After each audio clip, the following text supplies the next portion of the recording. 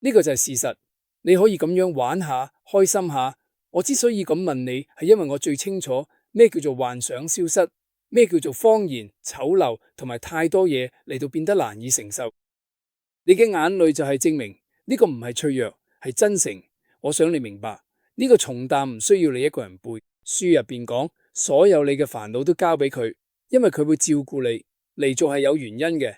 當你將呢份重擔放喺上帝面前，就會有空間俾其他嘅生長。睇下喐動、做運動、做體能訓練，任何令你起步嘅嘢，開始永遠係最難。你個腦會抗拒，身體會猶豫，但當你做完之後，就會有感恩嘅心、清晰、喜悅。呢啲一開始係乜嘢？呢個就係人生入邊體驗過最大嘅真理。你每一分鐘、每一秒都係你自己嘅例子，無論幾凍，你都冇放棄。你透過參與、行動同勇氣去成長。未來嘅你一定會感激而家嘅自己，邊怕只係踏前一步，單靠相信自己而行出咗一步。呢個就係將你嘅重擔交俾上帝真正嘅意思。呢個唔係退縮，而係同佢一齊向前行。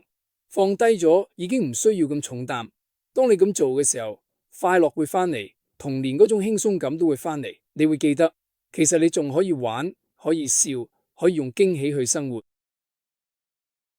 呢個就係你所需要嘅全部真理，唔係因為生活好簡單，而係因為你唔再俾自己困咗喺短暫嘅時間入邊。所以如果你今日覺得辛苦，都要放低呢個重擔，繼續向前行。